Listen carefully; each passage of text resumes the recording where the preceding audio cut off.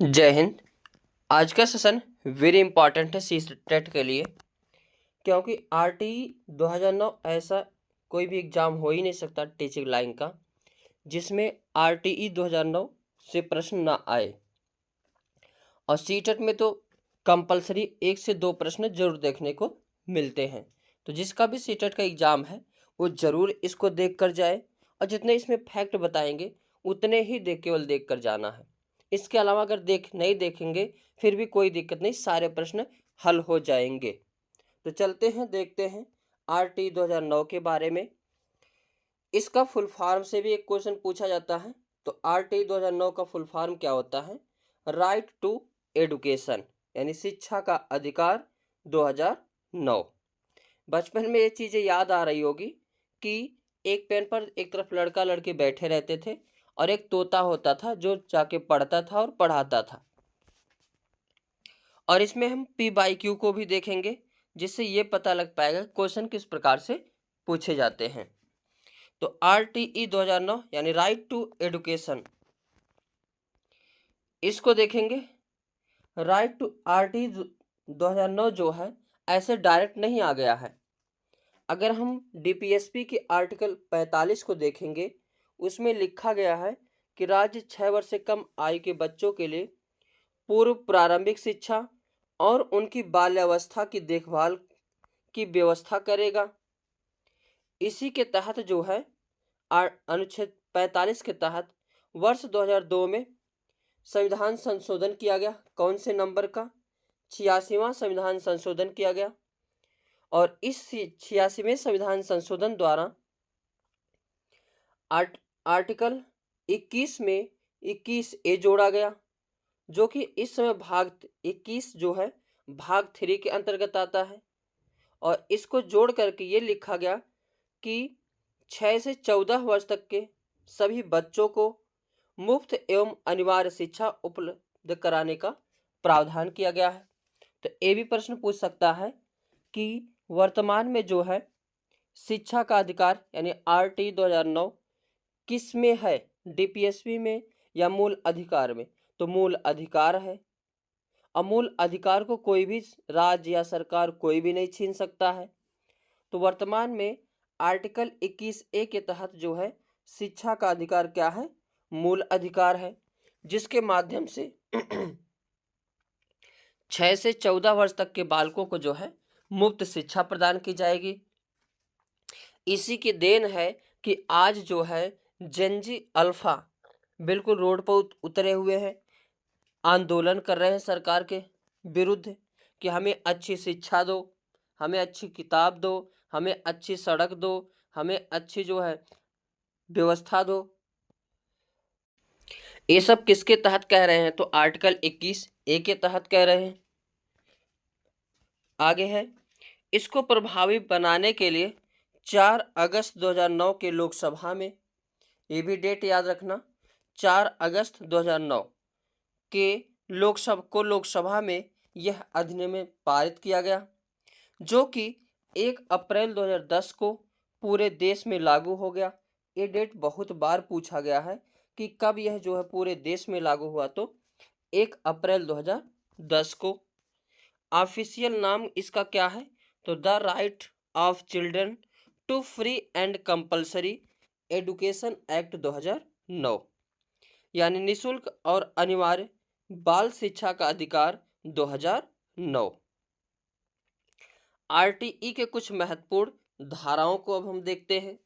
धारा 12, ये क्या है?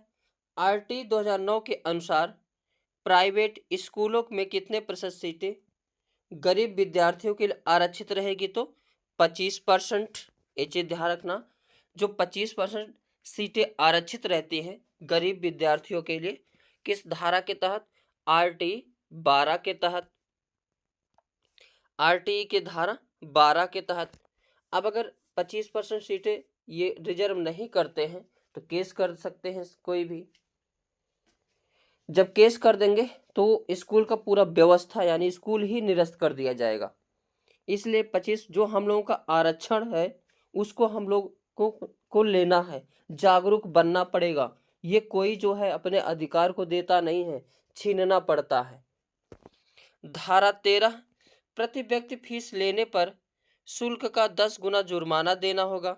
यानी धारा 13 में कहा गया है कि अगर कोई विद्यालय या स्कूल जो है प्रति व्यक्ति फीस लेता है तो जो फीस लेगा उसका 10 गुना जो है जुर्माना देना पड़ेगा।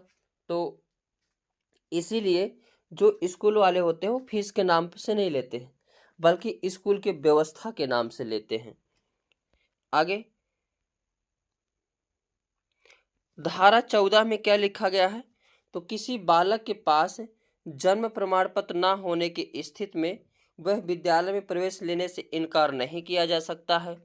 यानी अगर किसी बालक के पास जन्म प्रमाण पत्र नहीं है तो उसको जो है किसी विद्यालय में प्रवेश लेने से रोकना नहीं है, विद्यालय में प्रवेश जरूर दिया जाएगा, चाहे उसके पास जन्म प्रमाण पत्र रहे या ना रहे।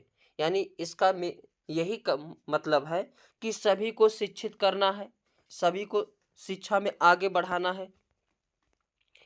धारा 15 में क्या है, तो बच्चों को शैक्षणिक वर्ष यानी एकेडमिक ईयर के आरंभ में प्रवेश दिया जाएगा। यानी जो शैक्षणिक वर्ष है ये अधिकार है आरटी 2009 के द्वारा धारा 25 में कि जो प्रवेश बच्चों को दिया जाएगा वो शैक्षणिक वर्ष के आरंभ में दिया जाएगा। हालांकि बीच में भी ले सकता हो, उसकी मर्जी है, लेकिन आरंभ में जो है एडमिशन कराया जाता है।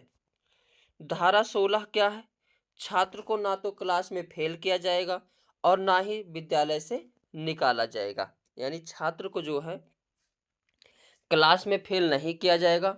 अब 6 से 8 तक जो बालक होते हैं उसको कभी ये नहीं पता चलता कोई बालक फेल हुआ हो, आराम से वो पास होते चला जाता है कक्षा 8 तक।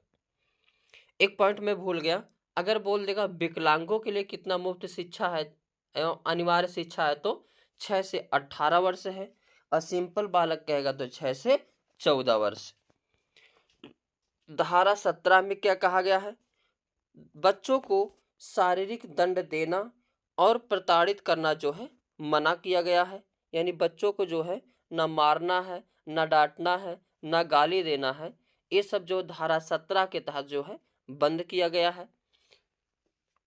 इसको आर्टिकल 17 में अस्पृश्यता का अंत है, उसी प्रकार याद कर सकते हैं। धारा 17 में आरटीई में जो शारीरिक दंड जो है को बंद किया गया है। धारा 24 में क्या है, शिक्षक के कर्तव्य है, यानी पेरेंट्स के साथ मीटिंग की बातें इसमें की गई है धारा 24 में। अब जो शिक्षक के कर्तव्य होते हैं वो क्या क्या है, समय से स्कूल में आना है, समय से सिलेबस को पूरा करना है, अपने जो ड्रेस है फॉर्मल ड्रेस में रहना है, गुटखा पान शराब ये सब नहीं पीना है। अब कितने भी महान कोई भी टीचर हो, अगर वह गुटखा शराब पी रहा है, खा रहा है और आके पढ़ा रहा है तो इसके जो कर्तव्य में नहीं है, कहीं ना कहीं ये बालक के ऊपर प्रभाव पड़ेगा। और हर टीचर को ये समझना चाहिए कि बालक के ऊपर टीचर का ही पूरा प्रभाव पड़ता है। तो जिस प्रकार का टीचर रहेगा उसी प्रकार का बालक रहेगा। इसीलिए शिक्षक के कर्तव्य किसमें लिखे गए हैं, धारा 24 में।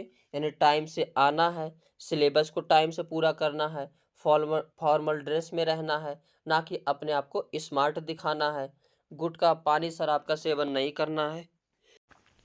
आगे देखेंगे धारा 27। धारा 27 में क्या है, आरटी 2009 के अकॉर्डिंग जो है शिक्षक को गैर शैक्षणिक कार्यों में नहीं लगाया जाएगा। वेरी इंपॉर्टेंट ये भी है, कई बार पूछा जाता है कि शिक्षक को कहाँ कहाँ लगाया जा सकता है, तो केवल जनगणना में, चुनाव में और आपदा प्रबंधन, यही 3 जगह लगाया जा सकता है। इसके अलावा टीचर की ड्यूटी और कहीं नहीं लगाया जाता है। ये किसके तहत कहा गया है, तो धारा 27 के तहत। हालांकि ये सब खाली फेक है, जबकि सरकारी टीचर को टाइम ही नहीं मिल पाता है अपने जो है घंटी को पढ़ाने के लिए। ये सरकार की जो है नाकामी है। अब अगर बांध के रखोगे, कभी कहीं भी बुला लोगे तो टीचर कहाँ से पढ़ा पाएगा। इन सब चीज़ को टीचर आवाज़ इसलिए नहीं उठाते हैं क्योंकि उनका फ़ायदा है। ये भी बात सुन लो, सच्चाई यही है कि अगर टीचर का फ़ायदा है तो इसलिए टीचर इस पर आवाज़ नहीं उठाते हैं। बालकों को इसमें आगे बढ़ना पड़ेगा कि हमारा जो टाइम, हमारे जो टीचर हैं, उनका फुल टाइम 8 घंटे डेली चलने चाहिए। ये हर जनजी अल्फा की मांग होनी चाहिए। आगे धारा 25 में धारा स्टूडेंट जो है टीचर स्टूडेंट रेशियो की बात की गई है, यानी अनुपात क्या होगा। तो प्राथमिक कक्षाओं में छात्र एवं शिक्षक का अनुपात जो है 30:1 होना चाहिए, वेरी इंपॉर्टेंट है। और वहीं जो है उच्च प्राथमिक स्तर पर शिक्षक और बालक का अनुपात जो है 35:1 होना चाहिए। कितना होना चाहिए? 35:1 होना चाहिए। आरटी 2009 के अनुसार कक्षा 1 से 8 तक यदि प्रवेश दिए गए सदस्यों की संख्या 200 से अधिक है तो उसमें विद्यार्थी और शिक्षक का अनुपात जो है 40:1 होना चाहिए। ये भी चीज़ ध्यान रखना। अगर प्राइमरी में है तो 30:1, मिडिल में है तो 35:1, लेकिन जनसंख्या 200 से अधिक है तो 40:1 का रेशियो होना चाहिए। लेकिन यदि प्राथमिक स्तर पर 150 से अधिक बच्चे हों तो इसके लिए प्रावधान है, एक प्रधानाध्यापक और 5 शिक्षक का जो है प्रावधान किया गया है। आरटी 2009 के अनुसार शिक्षण के लिए एक सप्ताह में न्यूनतम कितने घंटे का कार्य होना चाहिए? तो 45 घंटे का, यानी एक हफ्ते में जो है, एक सप्ताह में कम से कम 45 घंटे जो है पढ़ाना चाहिए। आरटी 2009 के अनुसार प्राथमिक स्तर पर न्यूनतम शैक्षणिक कार्य दिवस कितना होना चाहिए? तो 800 घंटे या फिर एवं 200 दिन, यानी 200 दिन करेंगे तो 800 घंटे हो जाएंगे, और एक सप्ताह में कहेगा तो 45 घंटे। आगे आरटी 2009 के अनुसार उच्च प्राथमिक स्तर पर न्यूनतम शैक्षणिक घंटे का कार्य दिवस कितना होना चाहिए? तो 1000 घंटे व 220 दिन। अब जो प्राइमरी करेगा तो 800 घंटे 200 दिन, जबकि उच्च में कहेगा तो 1000 घंटे व 220 दिन। आरटी 2009 के अनुसार किस कक्षा तक बालकों को निष्कासित नहीं किया जा सकता है? तो कक्षा 8 तक जो है बालकों को निष्कासित नहीं किया जा सकता है।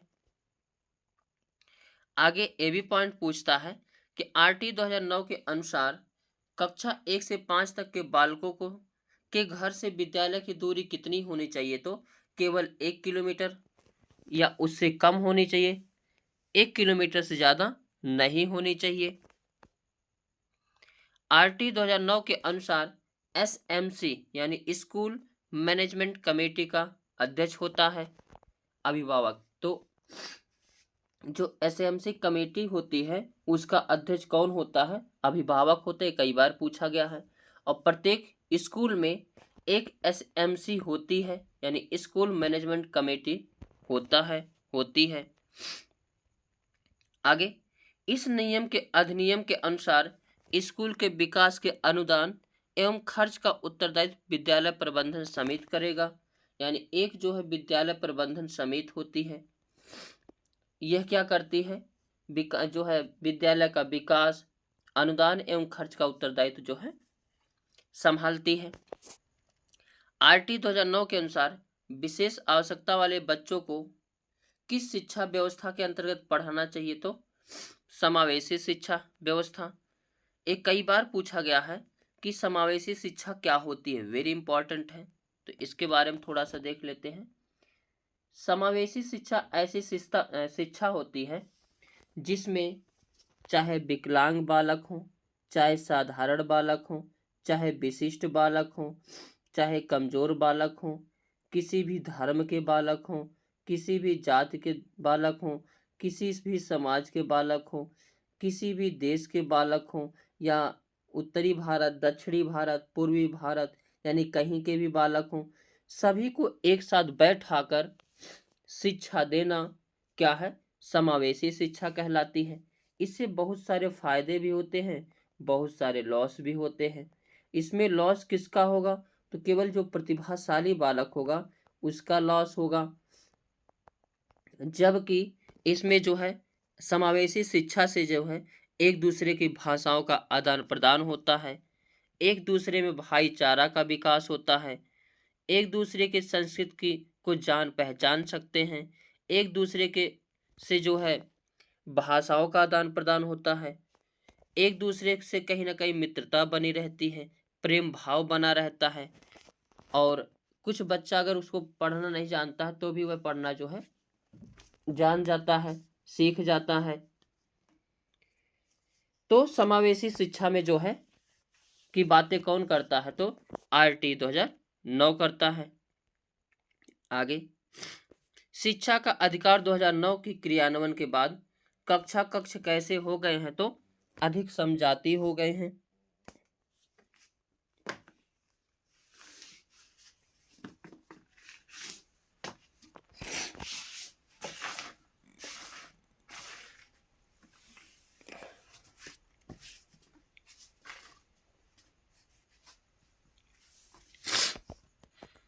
समझाती का मतलब ये होता है कि अगर कक्षा 5 में जाओगे तो सभी बालक लगभग 10 वर्ष के मिलेंगे, कक्षा 1 में जाएंगे तो लगभग सभी बालक 6 या 7 वर्ष के ही मिलेंगे, यानी एक ही उम्र के जो है सारे बच्चे मिलेंगे।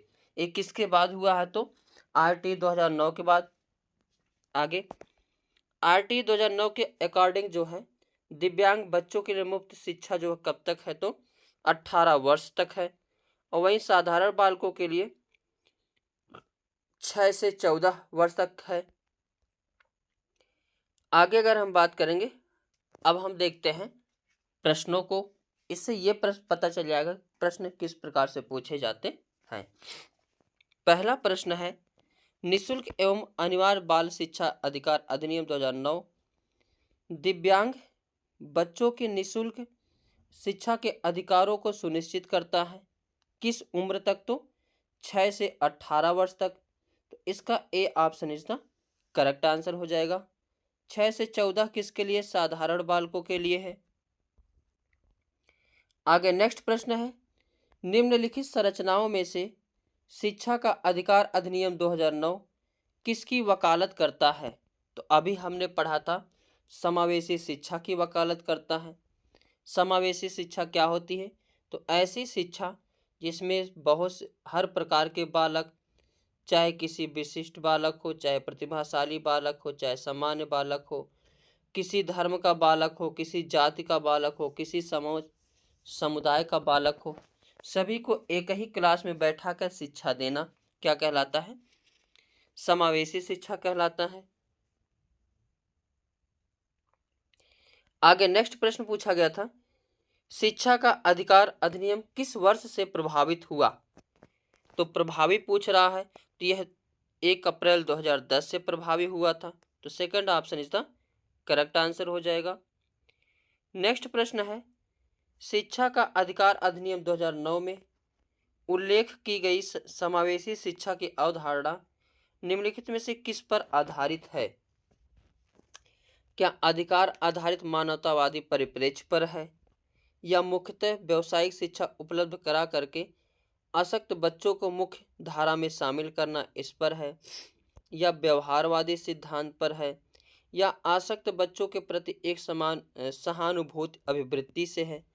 तो इसमें जो है सेकंड ऑप्शन जो है इज द करेक्ट आंसर हो जाएगा, बाकी सब जो है गलत हो जाएंगे।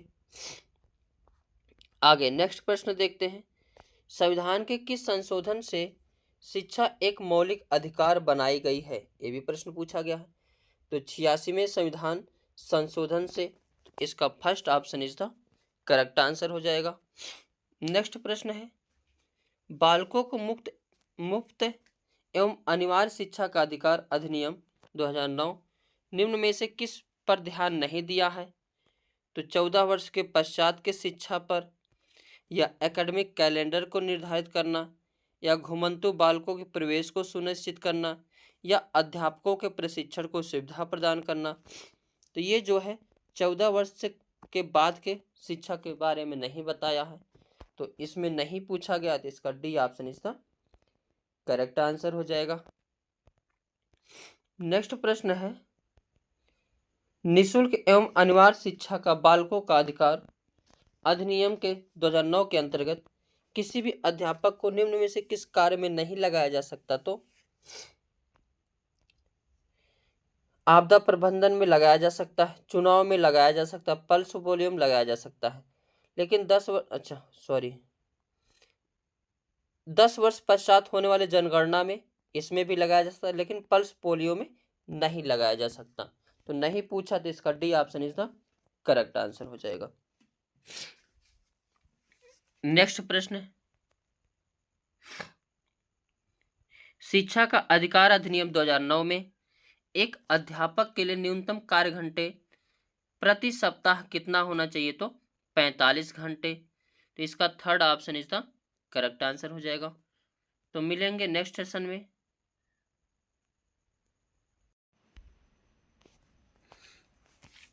जय हिंद। हेलो फ्रेंड्स, कैसे हो आप सब लोग? तो ये सेशन वेरी इंपॉर्टेंट है सीटेट एग्जाम के लिए। ऐसा कोई सीटेट का एग्जाम हो ही नहीं सकता है जिसमें एनसीएफ 2005 से प्रश्न ना पूछे। एनसीएफ 2005 हो गया, आरटी 2009 हो गया, एनईपी 2020 हो गया।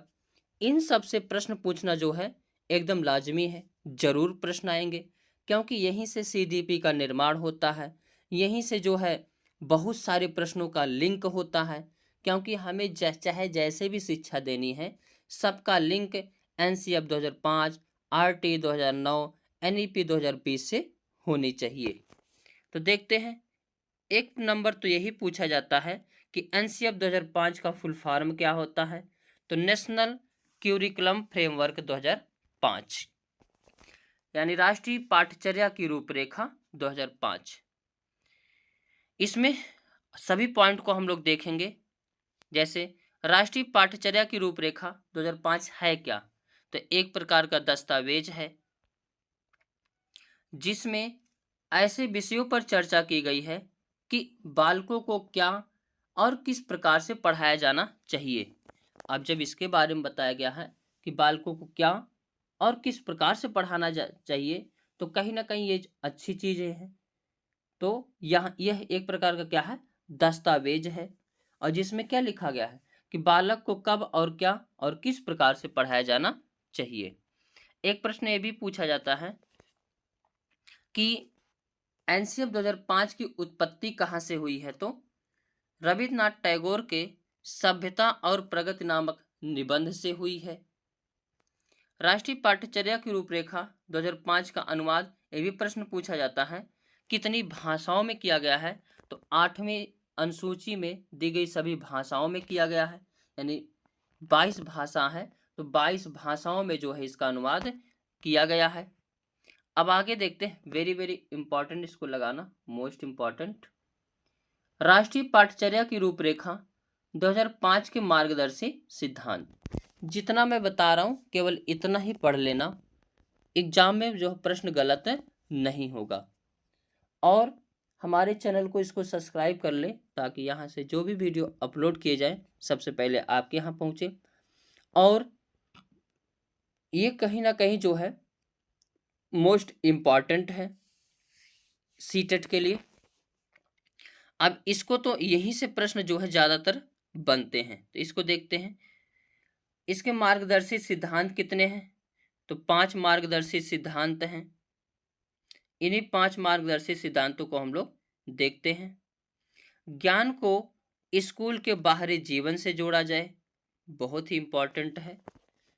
Knowledge should be linked to out there life of the school, यानी जो शिक्षा हो, शिक्षा ऐसी देनी चाहिए जो केवल स्कूल से ही संबंधित ना हो या केवल नॉलेज से ही संबंधित ना हो, बल्कि वह बाहरी जीवन से भी संबंधित हो। अगर जीवन में देखे होगे कोई भी काम करते हो जो लगातार बार बार करते हो, उसमें ज़्यादा जो रुचि आ जाती है और उसको अच्छी तरह से हम लोग कर लेते हैं और याद भी हो जाता है। ऐसे ही एनसीएफ 2005 बोला है कि जो भी ज्ञान दिया जाए वह स्कूल के बाहरी जीवन से जुड़ा हो। जैसे मैथ पढ़ाया जाए तो मैथ में अगर देखेंगे डेली बच्चे जो टॉफ़ी, बिस्कुट, नमकीन ये सब खरीदते रहते हैं, डेली खाते रहते हैं। तो मैथ इस प्रकार से पढ़ाया जाना चाहिए कि जो डेली उसका रूटीन वाला टाइम है, कम से कम उसमें जो है वो क्या रहे, प्रयोग करते रहे। पढ़ाई को रटन प्रणाली से मुक्त किया जाए, यानी study should be freed from the rote system. और अगर कहीं भी रोट लर्निंग यानी रटन प्रणाली दिख जाएगा, देखते ही उसको कट कर देना है, एकदम निगेटिव टैग वर्ड होता है। तो पढ़ाई को रटन प्रणाली से क्या किया जाए, मुक्त किया जाए। अब सभी लोग तो याद ही होगा बचपन में कि मम मैम जो है या सर बगल में खड़ा करके रटवाते थे, तो एक क्रम दो, दो दूनी चार, दो तिया छः, ऐसे ऐसे थ्री इडियट मूवी में भी देखे होगे, वहाँ आमिर खान कहता है कि रटने वाली कोई चीज़ नहीं, उसको सीखना सीखो। तो कहीं ना कहीं जो है पढ़ाई को रटन प्रणाली से क्या करना है, मुक्त करना है। अब बचपन में पढ़ाई तो रटना पड़ता है, छोटा बड़ा हो गया, ABCD हो गई, गिनती हो तो रटना पड़ता है। लेकिन NCF 2005 कहता है कि उसको जो रोट लर्निंग के अलावा ऐसी शिक्षा प्रदान की जाए जिससे वो रटन प्रणाली को खत्म कर दिया जाए।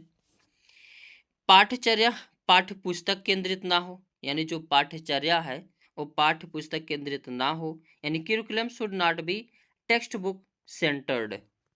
जो पाठ्य पुस्तक हो या पाठ्यचर्या वो पाठ्य पुस्तक केंद्रित ना हो, यानी जो कुछ भी पाठ्यचर्या में दिया गया हो केवल बुक से संबंधित ना हो, किताबी ज्ञान नहीं हो, किताबी कीड़ा नहीं बनाना है, बल्कि उसको जो है जिंदगी से, बच्चे से, डेली रूटीन से, बाहरी वातावरण से जोड़ के रखना चाहिए।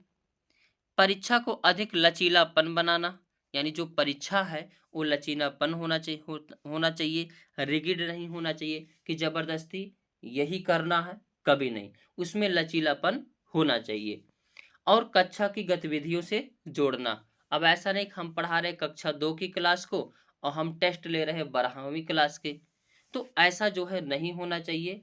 तो क्यों, परीक्षा को कैसा है, अधिक लचीलापन बनाना है, और जो उनकी गतिविधि है डेली की, यानी जो पढ़ाई होती है वही परीक्षा लिया जाए।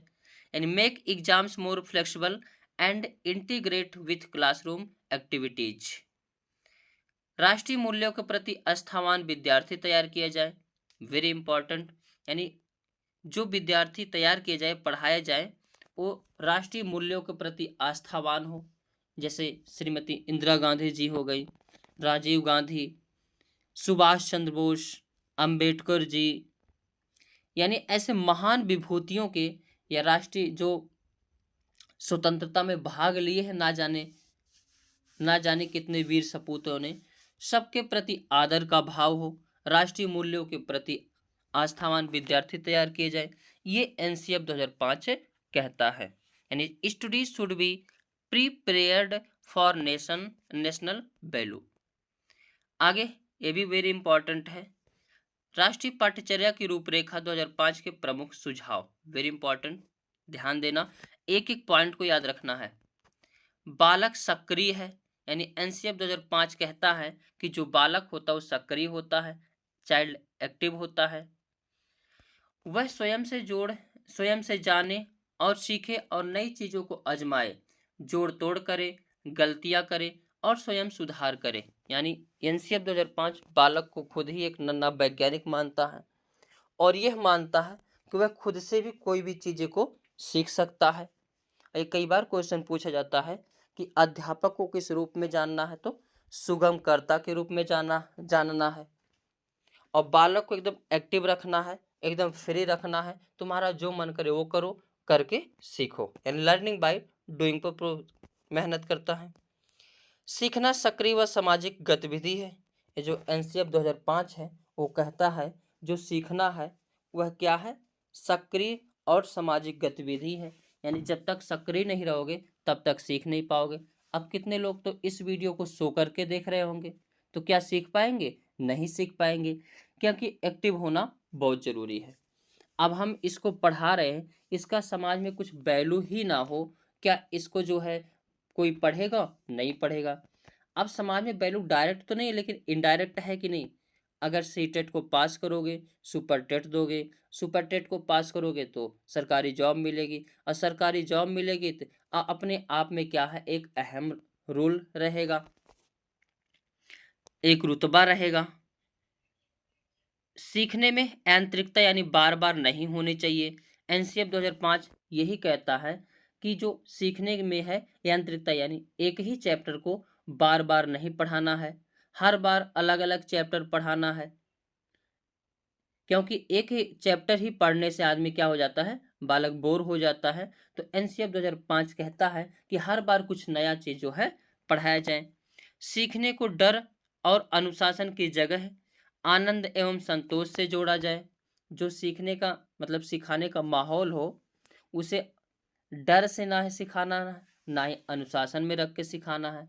यानी बच्चे को बिल्कुल आनंद एवं संतोष से सिखाना है, मौज मौज में सिखाना है, पढ़ पढ़ के सिखाना है, एक दूसरे से बातें करके सिखाना है। यानी डर और अनुशासन की जो है एनसीएफ 2005 कहता है कि डर और अनुशासन उतना अच्छी बात है नहीं है। विशाल पाठ्यक्रम व मोटी किताबें शिक्षा प्रणाली की असफलता का प्रतीक है। इसलिए बच्चों की किताबें संदर्भात्मक और बच्चों के जीवन के अनुभव से रिलेटेड होने चाहिए। यानी एनसीएफ 2005 ये मानता है कि जो मोटी किताब या विशाल पाठ्यक्रम जो होता है वह जो है असफलता का प्रतीक है। अब ऐसे भी जानो कि अगर कोई भी बुक कई सारी रखी हो मोटी मोटी तो पढ़ने का मन करेगा नहीं। पहले जो इंटर की बुक आती थी फिजिक्स केमिस्ट्री और मैथ बहुत मोटी मोटी आती थी, तो देखते ही आदमी जो है हालत पंचर हो जाती थी। तो एनसीएफ 2005 कहता है कि जो है मोटी किताबें नहीं होनी चाहिए या विशाल पाठ्यक्रम नहीं होना चाहिए, बल्कि कैसा होना चाहिए, तो जीवन से संबंधित पाठ्यक्रम होना चाहिए। आगे, मानसिक स्तर एवं योग्यता के अनुसार पाठ्यक्रम का निर्धारण। यानी जो उनकी जो है योग्यता है, यानी जिस प्रकार का बालक का मानसिक स्तर है उसी प्रकार की जो है पाठ्यक्रम का निर्धारण किया जाए। अब बच्चा एक क्लास या 2 क्लास में है, उसका तो सिलेबस बना दे 6 7 8 का, तो अच्छा रहेगा नहीं। तो जिस प्रकार से मानसिक विकास हो बच्चे का उसी प्रकार से जो है पाठ्यक्रम का निर्धारण किया जाए। वेरी इंपॉर्टेंट, इसको लगाइए। एनसीएफ का प्रमुख सूत्र क्या है, बहुत बार ये पूछा गया है। तो बिना भार के अधिगम, यानी लर्निंग विदाउट बर्डन। क्या है? लर्निंग विदाउट बर्डन, यानी जो शिक्षा देना है बिना भार के अधिगम कराना है। जो मोटी मोटी किताबें हैं इसको कम करना है, जो पूरा बैग बैग भर के ले आते हैं इसको क्या करना, कम करना है। मूल्यों को उपदेश देकर नहीं वातावरण देकर स्थापित किया जाए। यानी जो मूल्य है उसको केवल लेक्चर नहीं देना। बहुत सारे व्यक्तियों को देखोगे लेक्चर देगा, ये कर लो यो कर लो, अरे उसको माहौल दो। वो जहाँ पे दिक्कत हो रहा उसको ऐसा करो को दिक्कत ना हो। तो केवल उपदेश नहीं देना बल्कि क्या देना है, वातावरण देकर जो है मूल्यों को स्थापित किया जाए। एनसीएफ 2005 कहता है जैसे अगर कोई टीचर है उसकी हर बात को बालक जो है मानता है समझता है। अब बालक ही दारू पी के आए पढ़ाने, गुटखा पान खा रहा है, बच्चों चलो आज पढ़ लो, आज हम लोग पढ़ेंगे, भाषा समझ में नहीं आएगी, क्या बोल रहा है, पैर इधर कर रहा तो पैर उधर जा रहा है। तो ये चीजें कहीं ना कहीं बच्चों पर नेगेटिव प्रभाव डालती है। तो वही है, जो मूल्य केवल शिक्षा ना दो बल्कि जो है क्या करो, वातावरण देकर स्थापित करो। समुदाय यानी कम्युनिटी को मानवीय संसाधन के रूप में प्रयुक्त होने का अवसर दे। यानी जो मानवीय संसाधन है, समुदाय है, समुदाय यानी कम्युनिटी यानी सोशल, यानी उनके जो यार दोस्त हैं उसको एक मानवीय संसाधन के रूप में प्रयुक्त होने का अवसर दें। बालकों के चौमुखी विकास पर आधारित पाठ्यचर्या हो। यानी मानसिक विकास, सामाजिक विकास, नैतिक विकास, शारीरिक विकास, सामाजिक विकास, यानी सभी प्रकार के विकास हो, ऐसा जो है पाठ्यचर्या होनी चाहिए। इन्हें केवल ज्ञान वाला विकास हो जाए ऐसा नहीं। एक मैं कहानी सुनाता हूँ। एक लड़की थी जो कि बहुत ही पढ़ी लिखी थी, आईटी सेल में सेक्टर में थी वो, करीब 1.5 लाख से ऊपर उसका वेतन था। तो समझ सकते हैं कितनी पढ़ी लिखी रही होगी, कितना नॉलेजदार रही होगी। लेकिन उसकी शादी जिससे हुई थी वो भी बढ़िया पढ़ा लिखा वाला बंदा था, बढ़िया हैंडसम हर चीज था।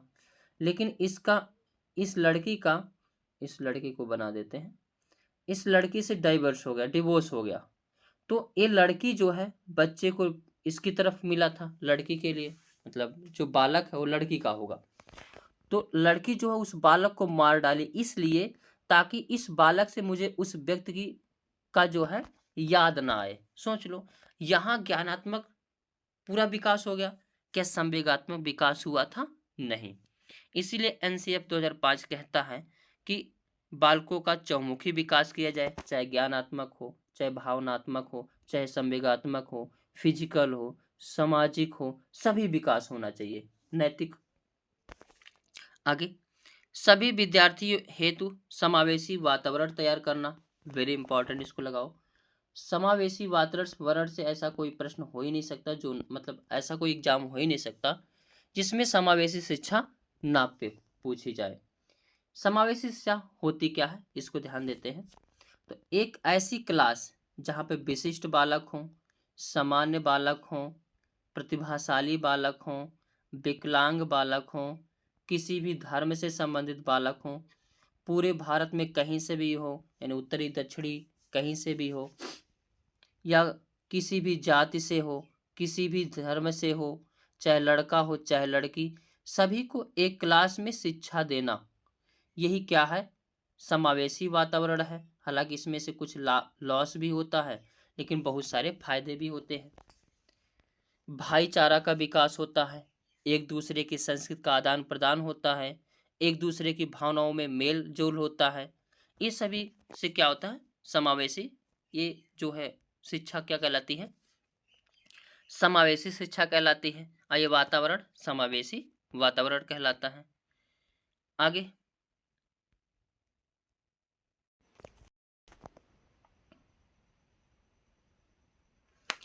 प्राथमिक स्तर पर जो है पाठचर्या की सभी गतिविधियों में भाषा व गणित का महत्वपूर्ण स्थान माना गया है। यानी जो प्राथमिक स्तर है उसमें भाषा कैसी हो, गणित का जो महत्वपूर्ण, ये सभी जो है महत्वपूर्ण स्थान माना गया है। बहुभाषिक कक्षा यानी शिक्षण 3 भाषाओं यानी त्रिभाषा सूत्र की वकालत करता है। बहुत बार ये पूछा गया है, त्रिभाषा सूत्र की वकालत कौन करता है, तो एनसीएफ 2005 करता है। यानी एक मातृभाषा होनी चाहिए, एक हिंदी या इंग्लिश, एक कोई अन्य भाषा होनी चाहिए। एनसीएफ 2005 जो है भाषा के 4 कौशल की बात की है, वेरी इंपॉर्टेंट, इसको लगाइए। क्या क्या है, LSRW,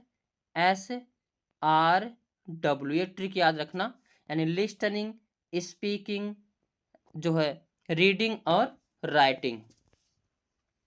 जो लिस्टनिंग और स्पीकिंग, लिस्टनिंग से जो है सुनते हैं, स्पीकिंग मतलब बोलना, रीडिंग मतलब पढ़ना, और राइटिंग मतलब लिखना। इसमें 2 चीज़ से हम लोग अपनी भावनाओं को प्रकट करते हैं, और 2 चीज़ किसी दूसरे की बातों को जो है एक्सेप्ट करते हैं। जैसे सुनकर किसी की बातों को हम लोग समझते हैं, बोलकर अपनी भावनाओं को प्रेजेंट करते हैं, और रीडिंग पढ़कर भी हम बातों को जो है समझते हैं, और वहीं राइटिंग जो है अपनी बातों को जो है दूसरों को देते हैं, यानी समझाते हैं। तो ये 2 जो है आगमनात्मक कौशल है, और 2 है निगमनात्मक कौशल। आगे देखेंगे, आकलन व मूल्यांकन, सतत व व्यांकन मूल्यांकन यानी CCE की बातें किया है। यानी मूल्यांकन केवल एक बार नहीं होना चाहिए, बल्कि बराबर जो है बच्चों का जो है टेस्ट लेते रहना चाहिए कि विकास कितना हो रहा है, पढ़ कितना रहा है, बच्चों को कितना समझ में आ रहा है। रचनात्मक आकलन की बातें करता है। अब रचनात्मक आकलन अपने आप में ही एक टॉपिक है। रचनात्मक आकलन वह आकलन होता है, जैसे मैं आज पढ़ा रहा हूँ, इसमें कुछ पूछ लूँ भारत की राजधानी क्या है, इसमें बताओ कौन कौन सीटेट में पास होना चाहता है। तो ये जो पढ़ाते हुए क्वेश्चन पूछा जाता है, ये है रचनात्मक आकलन। और जो CCE होता है, यानी रचनात्मक आकलन से ही संबंधित होता है CCE, यानी पढ़ाते पढ़ाते प्रश्न को पूछना, बार बार जो है टेस्ट लेते रहना कि बच्चे के अंदर कितना विकास हुआ कितना नहीं। निदानात्मक आकलन, यानी जो निदानात्मक आकलन की एक कहानी सुना देते हैं। जैसे निदानात्मक आकलन यह होता है, अगर तुम डॉक्टर के पास गए, एग्जाम्पल से इसको समझते हैं। डॉक्टर के पास गए और डॉक्टर ने कहा ठीक बैठो, अब वो पहले सुई तो लगा नहीं देगा, कि पहले सुई लगा देगा फिर पूछेगा हाँ बताओ क्या हुआ है, ऐसा तो करेगा नहीं। पहले वो पूछेगा क्या हुआ, क्या परेशानी है, फिर दवा और सुई करता है। ऐसे ही निदानात्मक आकलन होता है। यह पहले देखता है कि बच्चों में क्या त्रुटि हो रही है, बच्चे में कहाँ गड़बड़ी हो रही है, कहाँ ये समझ नहीं पा रहे हैं, यानी समस्याओं की जानकारी लेना निदानात्मक आकलन होता है।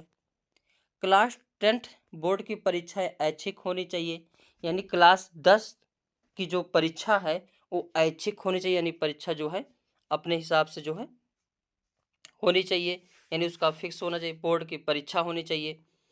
किसी भी प्रकार की सूचना को ज्ञान मानने से बचा जाए, यानी ये नहीं है कि कुछ भी कोई भी बात है उसको क्या माना जाए, ज्ञान माना जाए। तो इन सभी से क्या करना है, बच के रहना है, एनसीएफ 2005 कहता है। विद्यार्थियों को दी जाने वाली शिक्षा में शिक्षण सूत्र क्या होने चाहिए, तो ज्ञात से अज्ञात की ओर, कई बार पूछा गया प्रश्न है, यानी पहले ज्ञात चीज़ों के बारे में पढ़ाना चाहिए, फिर अज्ञात चीज़ों के बारे में बातें या करना चाहिए, पढ़ाना चाहिए। मूर्त से अमूर्त की ओर, यानी बच्चों को सबसे पहले मूर्त चीज़ें दिखाकर पढ़ाना चाहिए, तब जो है अमूर्त चीज़ों के बारे में बातें करना चाहिए। जैसे आम दिखाओ पहले, फिर आम के जो स्वाद है उसके बारे में चर्चा करना चाहिए।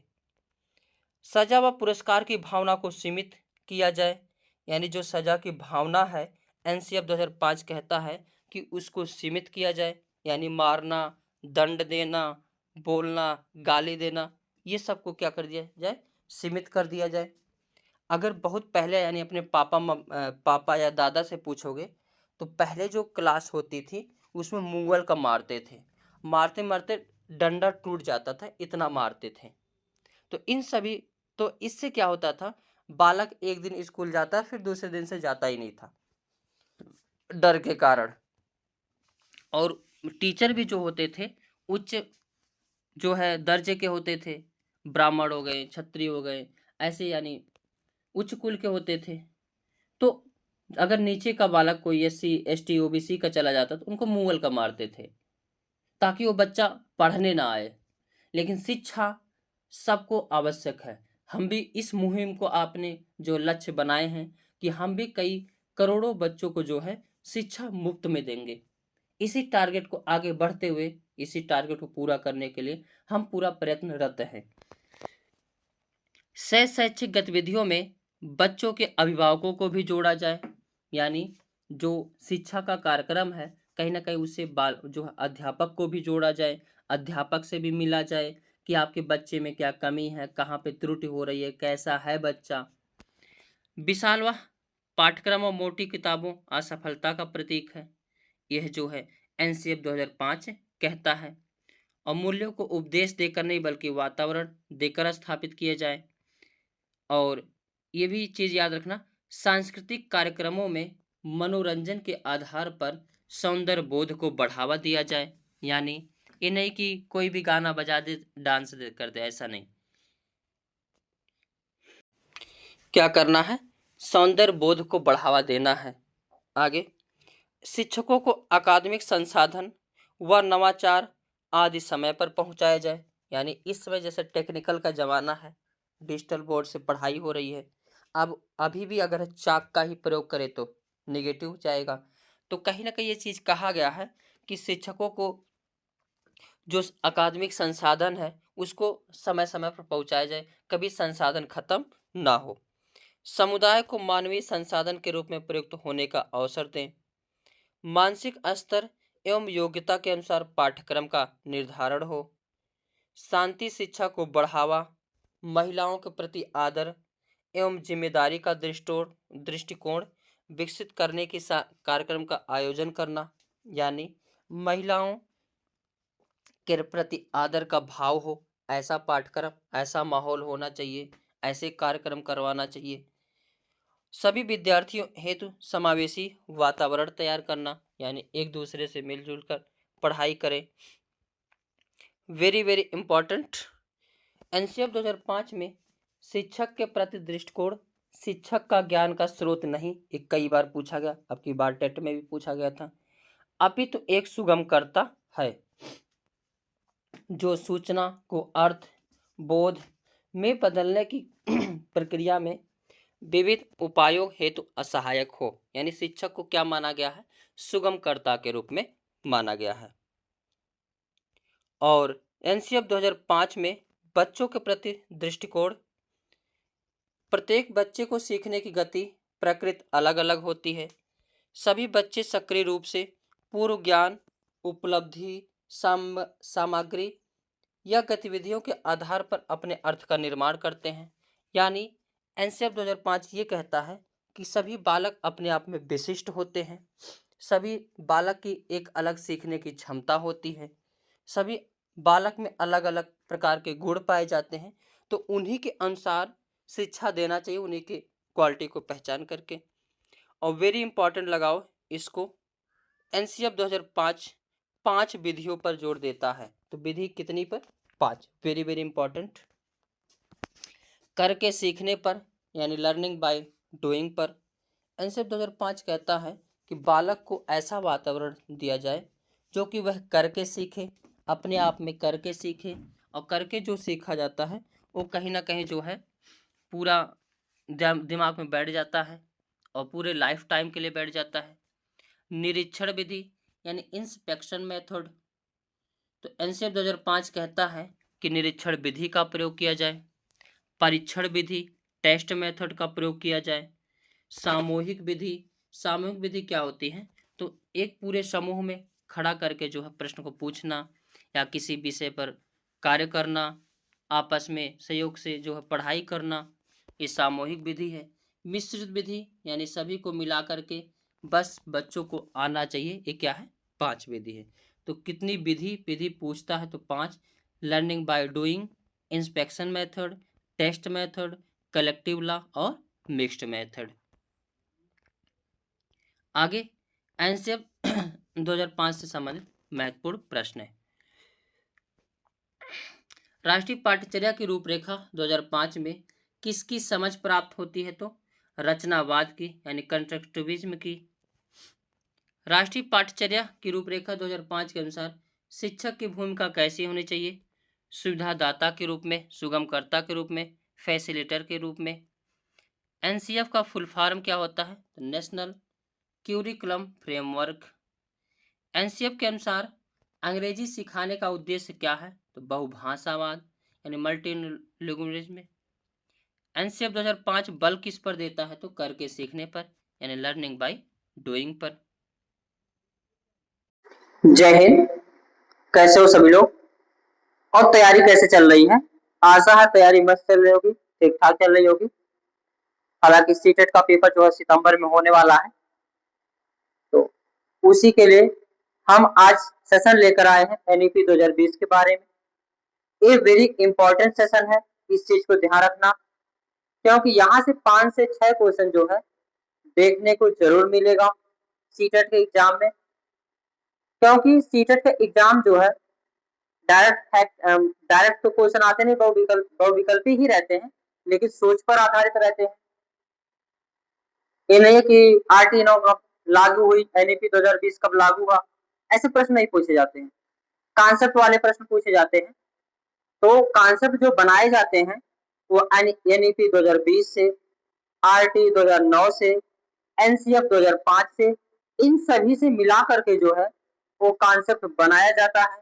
तो कहीं ना कहीं ये सेशन वेरी इंपॉर्टेंट है। और इसी चैनल पर, यूट्यूब चैनल पर जो है आरटी 2009, एनसीएफ 2005 दोनों करा दिया गया है। और इसमें अब की बार हम लोग देखेंगे एनईपी 2020 के बारे में। इन तीनों को अगर देख लेते हैं तो कहीं ना कहीं 20 से 25 नंबर जो है फिक्स हो जाते हैं। बहुत ही इंपॉर्टेंट ये टॉपिक अपने आप में रहता है। तो सारे टॉपिक को हम इस पे कवर कराएंगे इसी यूट्यूब चैनल पर। तो हमारे चैनल को सब्सक्राइब कर ले, बेल आइकन को दबा ले, ताकि यहाँ से जो भी वीडियो अपलोड किए जाए सबसे पहले आप यहाँ पहुंचे। और इसके आगे भी हम तैयारी करवाते रहेंगे सीडीपी का। तो चैनल को सब्सक्राइब कर लें, और कोई भी डाउट हो कमेंट बॉक्स में लिख देना, उस डाउट को क्लियर कर दिया जाएगा। तो चलते हैं, देखते हैं एनईपी 2020 के बारे में संपूर्ण जानकारी देखेंगे, और इसके बाहर देखने की भी आवश्यकता नहीं पड़ेगी। एक प्रश्न यहाँ से पूछ लेता, हालांकि सीटेट में नहीं पूछता है, एनईपी 2020 का फुल फॉर्म क्या है? तो नेशनल एजुकेशन पॉलिसी यानी राष्ट्रीय शिक्षा नीति 2020। अब इसके बारे में चर्चा करते हैं। एनईपी 2020 के निर्माण के लिए जून 2017 में इसरो के पूर्व चीफ डॉक्टर के कस्तूरी रंगन की अध्यक्षता में एक समिति का गठन किया गया था। तो समिति का गठन कब हुआ था? जून 2017 में। और कौन इसकी अध्यक्ष थे? तो डॉक्टर के कस्तूरी रंगन। इस समिति ने मई 2019 ईस्वी में एनईपी का मसौदा तैयार किया। यानी मसौदा कब तैयार हुआ? तो मई 2019 में। और कब से इस पर कार्य चल रहा था? तो जून 2017 में। क्वेश्चन पूछा गया है, यह जो एनईपी 2020 है यानी न्यू नेशनल एजुकेशन पॉलिसी 2020 1968 और 1986 के बाद स्वतंत्र भारत की तीसरी शिक्षा नीति है। ये भी प्रश्न में कई बार देखने को मिला है। तो सबसे बड़ी शिक्षा नीति कौन सी है? तीसरी शिक्षा नीति है। प्रथम कब? 1968 ईस्वी में, द्वितीय 1986 ईस्वी में और तीसरी एनईपी 2020। वर्ष 2030 तक अध्यापन के लिए न्यूनतम डिग्री योग्यता जो है 4 वर्षीय एकीकृत बीएड डिग्री का होना अनिवार्य किया जाएगा। इस चीज को ध्यान रखना। और नई शिक्षा नीति जो लागू हुई है यानी एनईपी 2020, इसमें एमफिल के पद को जो है समाप्त कर दिया गया है। ये भी चीज ध्यान रखना।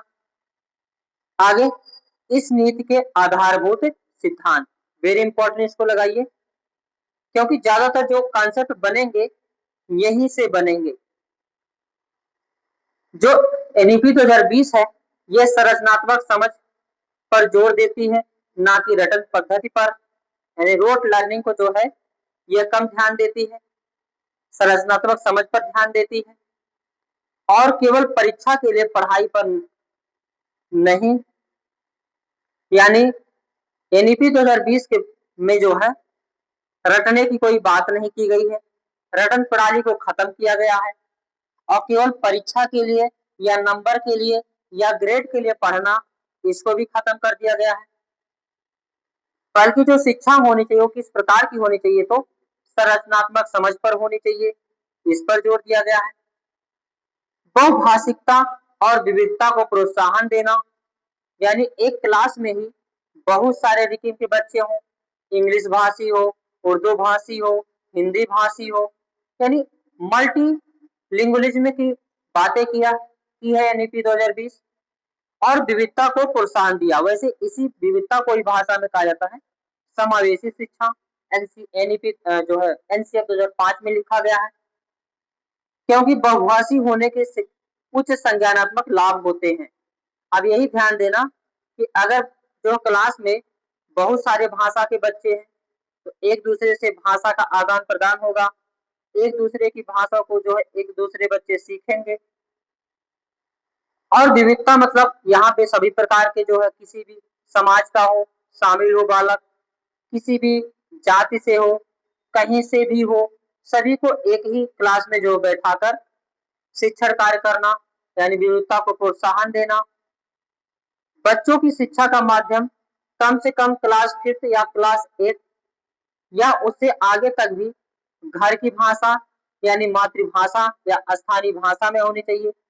वेरी इंपॉर्टेंट, इसको लगाओ। एनईपी 2020 के अनुसार किस क्लास तक जो है मातृभाषा में शिक्षा होनी चाहिए? तो मिनिमम तो 5 तक होना ही चाहिए, उससे आगे 8 या उससे आगे भी जो है मातृभाषा में शिक्षा या शिक्षण कार्य किया जाएगा या शिक्षा दिया जाएगा, इसकी बात की गई है। और मातृभाषा दिवस कब मनाया जाता है? तो 21 फरवरी को। ये भी चीज याद रखना, ये भी क्वेश्चन जो है सीटेट में पूछा गया है। बच्चों की शिक्षा का माध्यम कम से कम क्लास 5 या 8 तक जो है मातृभाषा होनी चाहिए। सीखने के लिए सतत मूल्यांकन यानी कंटीन्यूअस इवोल्यूशन पर जोर दिया देना, ना कि साल के अंत में होने वाली परीक्षा को केंद्र में रखकर शिक्षण हो। यानी जो शिक्षण कार्य हो वो सतत मूल्यांकन पर होना चाहिए, यानी आज मैंने क्या पढ़ाया उसका क्या रिस्पॉन्स मिला, फिर एक हफ्ते क्या पढ़ाई हुआ उसका क्या रिस्पॉन्स मिला। तो हर बार कहीं ना कहीं जो है मूल्यांकन करते रहना है, ना कि साल के अंत में। मूल्यांकन 3 प्रकार का होता है, एक समेटिव होता है, एक फॉर्मेटिव होता है, एक असेसमेंट यानी समेटिव असेसमेंट, फॉर्मेटिव असेसमेंट। फिर उसमें भी 3 पार्ट होते हैं, जो है learning of learning, learning for जो है assessment for learning, assessment as learning, assessment जो है ऑफ लर्निंग। तो वो सब हम अगले सेशन में देखेंगे। बाकी इसका मेन उद्देश्य ये है कि बराबर जो है मूल्यांकन करते रहना है, ताकि ये पता रहेगा कि बच्चा जो कितना सीख रहा है। मूल्यांकन का उद्देश्य बच्चों को सीखने की प्रक्रिया में मदद करना भी है। यानी जो मूल्यांकन है उसका मतलब ये नहीं है कि बच्चों को डांटना है, मारना है या जो गाली गलौज करना, ऐसा नहीं है। मूल्यांकन का मतलब ये है कि मूल्यांकन में जब बच्चा अगर कमजोर दिखता है उस पर और ध्यान दिया जाए, जिस टॉपिक में वह कमजोर है उस पर ज्यादा जोर दिया जाए। इन सब चीजों पर जो है ध्यान दिया गया एनईपी 2020 के तहत। मोस्ट इम्पोर्टेंट ये है, छात्रों की प्रोग्रेस के लिए मूल्यांकन के लिए जो है परख नामक एक नए यानी एनएसी की स्थापना की जाएगी। अब जो मूल्यांकन के लिए किसकी स्थापना की जाएगी, तो एनएसी के एक परख नामक नए एनएसी की स्थापना की जाएगी। ये भी कई बार एग्जाम में पूछा गया है, एनईसी का फुल फॉर्म क्या है, तो नेशनल असेसमेंट सेंटर। और परख का फुल फॉर्म क्या होता है, इसको भी ध्यान रखना। सीटेट में पिछली बार क्वेश्चन ऑनलाइन जब से हुआ है बहुत प्रकार से प्रश्न पूछे जा लगे हैं। तो परख का फुल फॉर्म होता है performance assessment review and analysis of knowledge for holistic development. Full form याद रखना। एनईसी का फुल फॉर्म क्या होता है, नेशनल असेसमेंट सेंटर। आगे अगर हम बात करेंगे, जो बच्चों का मूल्यांकन करना है वो 360 डिग्री करना है, ये चीज ध्यान रखना।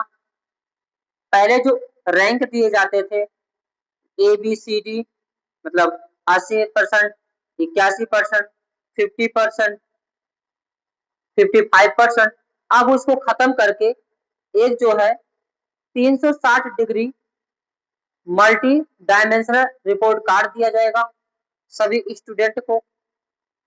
और इसमें जो है स्कूल को घर से लिंक किया जाएगा, और स्कूल से घर को और घर से स्कूल को लिंक किया जाएगा।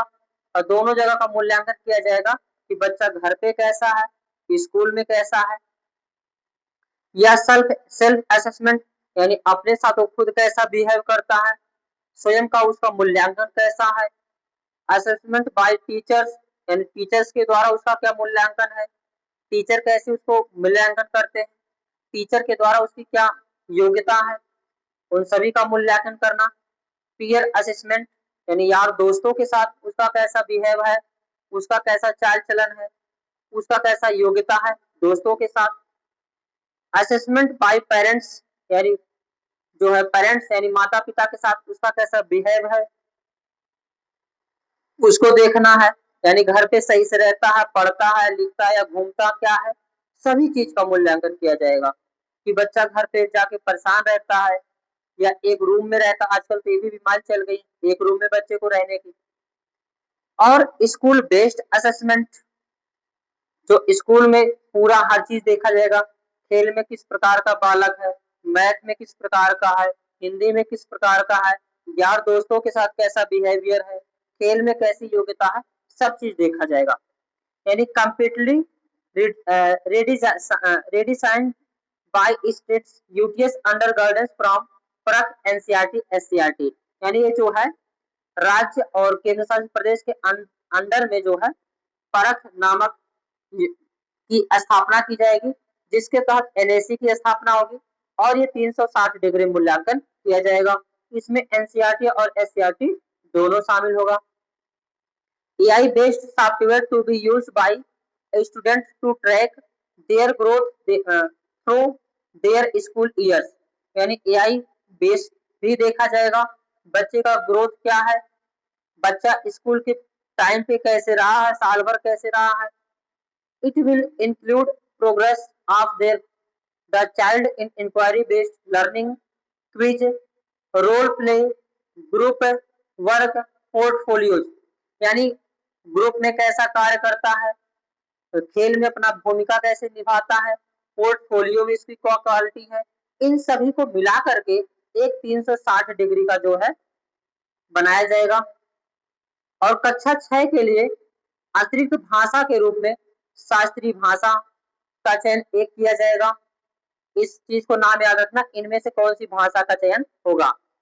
तमिल, तेलुगु, कन्नड़, मलयालम, ओडिया, संस्कृत में से किसी एक जो है क्लासिकल लैंग्वेज को लेना रहेगा कक्षा 6 से, ये भी पूछा गया प्रश्न है। माध्यमिक स्तर पर एक अतिरिक्त विकल्प के रूप में विदेशी भाषा, अच्छा ये चीज याद रखना, ये नाम, इतने नाम पता होना चाहिए कि कक्षा 6 में इसमें से एक सब्जेक्ट उसको लेना पड़ेगा, एक भाषा लेना पड़ेगा। इसी प्रकार माध्यमिक स्तर पर जो है एक एक अतिरिक्त विकल्प के रूप में विदेशी भाषा जैसे कोरियन, जापानी, थाई, फ्रेंच, जर्मन, स्पेनिश, पुर्तगाली तथा रूसी का अध्ययन। देखो इसमें जो चीन की भाषा का वर्णन नहीं किया, इस चीज को ध्यान रखना, क्योंकि ये चीज बहुत बार देखा जाता है, क्या चीन की भाषा इसमें दी गई है, नहीं। तो अतिरिक्त भाषा के रूप में कौन कौन सा है, कोरियन, जापानी, थाई, फ्रेंच, जर्मन, स्पेनिश, पुर्तगाली और रूसी, जबकि चीन की कोई भाषा इसमें नहीं इंक्लूड की गई है।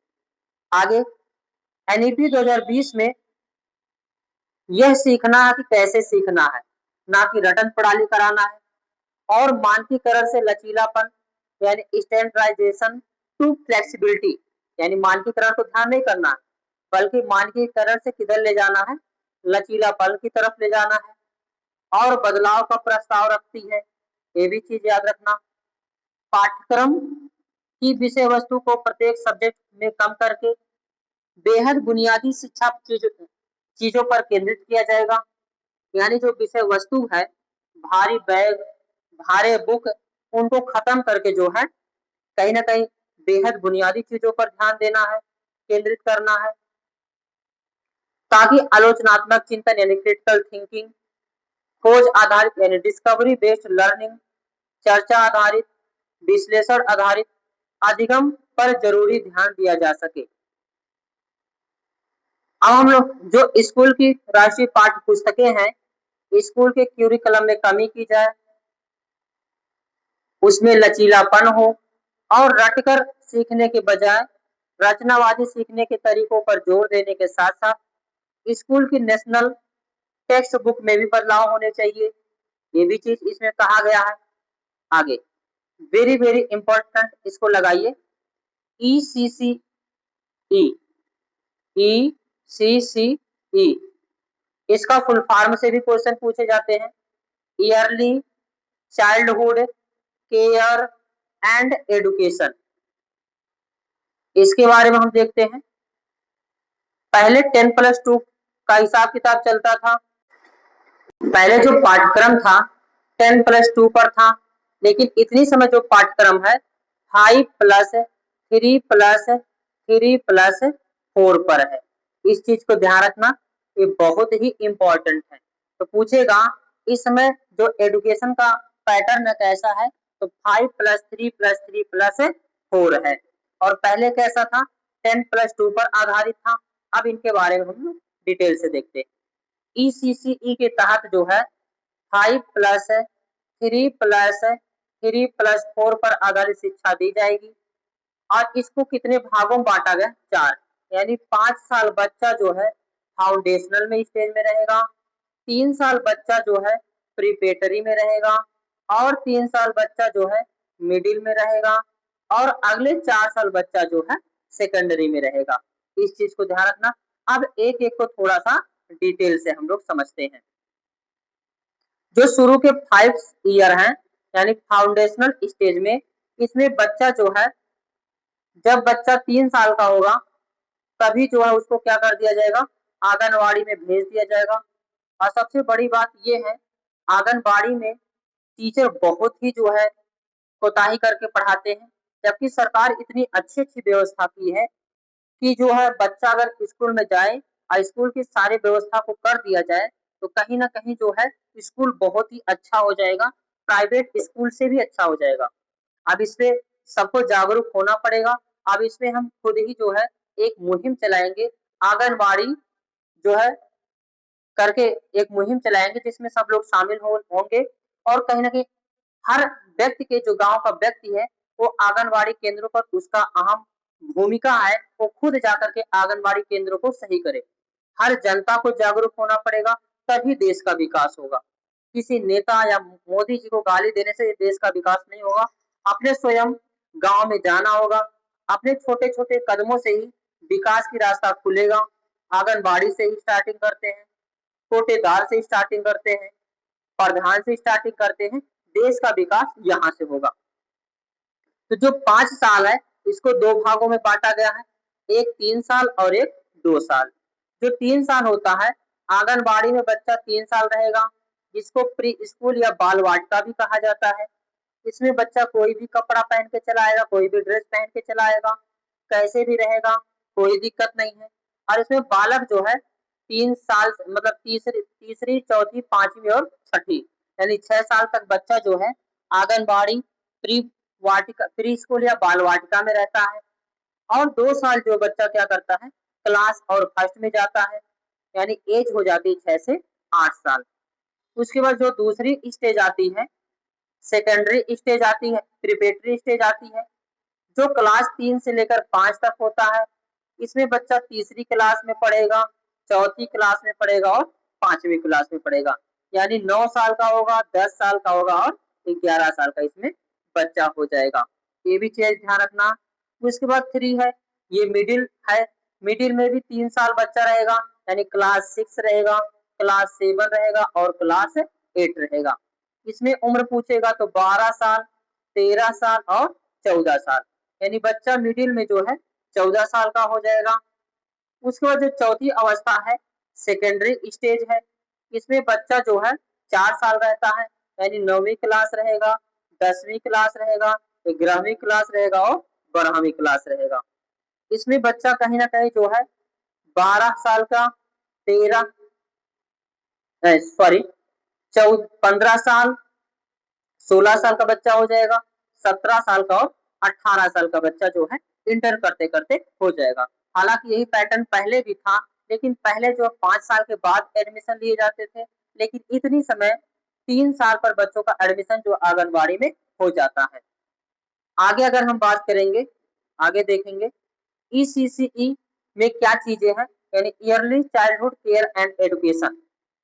इसमें बच्चे को जो है टीचिंग द चिल्ड्रन अल्फाबेट्स, यानी बच्चे को जो है ईसीसीई के तहत आंगनबाड़ी में जो है अल्फाबेट सिखाया जाएगा, भाषा सिखाया जाएगा, नंबर्स के बारे में जानकारी दी जाएगी, काउंटिंग सिखाया जाएगा, कलर्स के बारे में जानकारी दी जाएगी, आकार के बारे में बताया जाएगा, इंडोर आउटडोर गेम के बारे में बताया जाएगा, प्ले के रूप में खिलाया जाएगा, पजल्स कराया जाएगा, लॉजिकल थिंकिंग के रूप में जो है कराया जाएगा, प्रॉब्लम सॉल्विंग मेथड से बच्चे को पढ़ाया जाएगा, ड्राइविंग कराया जाएगा, पेंटिंग कराया जाएगा, विजुअल आर्ट कराया जाएगा, क्राफ्ट कराया जाएगा, ड्रामा के माध्यम से सिखाया जाएगा, प्यूबर्टी के रूप में कराया जाएगा, म्यूजिक एंड मोमेंट के साथ जो है यानी इसमें जानकारी दी जाएगी और yearly childhood care and education में जो है कैसा नियम रहेगा, तो फ्लेक्सिबल रहेगा, मल्टीफेसेट रहेगा, यानी हर प्रकार की चीज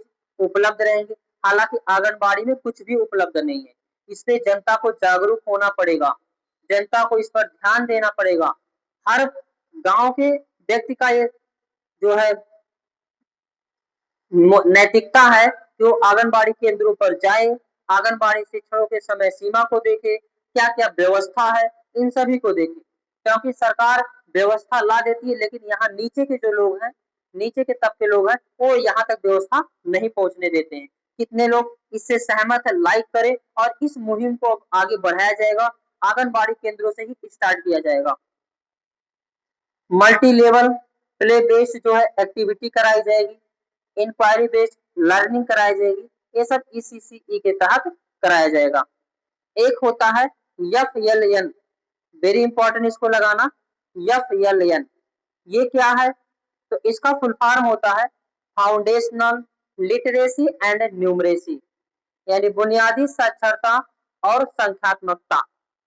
इसमें क्या है, इनके बारे में हम लोग देखते हैं। इसमें कहीं ना कहीं बालकों को जो है बुनियादी शिक्षा दी जाएगी, गिनती, अल्फाबेट, ये सब कलर, शेप्स, इनका इन सब के बारे में जानकारी दी जाएगी। FLN के तहत जो है निपुण भारत योजना की शुरुआत 2020 में लाई गई थी। शिक्षा नीति के बेहतर क्रियान्वयन के लिए 5 जुलाई 2021 को भारत सरकार द्वारा दी गई थी। ये डेट जरूर याद रखना कि FLN की शुरुआत कब की गई थी, तो 5 जुलाई 2021 को। अब इसके बारे में हम लोग देखते हैं। FLN के तहत जो है निपुण भारत की स्थापना की गई थी। निपुण भारत का फुल फॉर्म भी पूछता है, ये कई बार पूछा भी गया है, KVS में भी पूछा गया है, सीटेट में भी पूछा गया है, टेट में भी पूछा गया है। तो निपुण भारत का क्या होता है full form? National initiative for proficiency in reading with understanding and numeracy, यानी निपुण भारत का सपना, सब बच्चे समझे भाषा और गणना। आगे एक चीज लागू किया गया है SPM। SPM क्या होता है? तो ये बाल वाटिका में लागू किया गया है, school preparation module, preparatory class और बाल वाटिका, यानी बाल वाटिका में SPM सिद्धांत रखा गया है। ये इसका भी फुल फॉर्म पूछ लेता है, school preparation module, preparatory class और बाल वाटिका। इसमें अब हम एक एक चीजों को देखते हैं। मॉड्यूल क्या होता? तो 3 महीने का जो प्ले बेस्ड लर्निंग कराई जाएगी और ग्रेड फर्स्ट स्टूडेंट बाल वाटिका में यानी 3 महीने के लिए खेल खेल के रूप में सिखाया जाएगा। एलिमेंट्स ऑफ SPM क्या है? Activities and workbooks around sound सिखाया जाएगा, पहचानने को बताया जाएगा, वर्ड्स के बारे में बताया जाएगा, अल्फाबेट्स के बारे में बताया जाएगा, कलर्स के बारे में बताया जाएगा, शेप्स के बारे में बताया जाएगा और नंबर्स के बारे में बताया जाएगा। Involving collaboration with peers and parents, यानी पेरेंट्स के साथ जो मिल करके समूह के रूप में, सामूहिक रूप से ये सब चीजें कराया जाएगा। मटेरियल क्या क्या होगा? तो to be developed by NCERT and SCERT, यानी जो बाल वाटिका के लिए NCERT और SCERT देती है वो सभी जो है मटेरियल यहाँ पे उपलब्ध कराया जाएगा। कहाँ पे?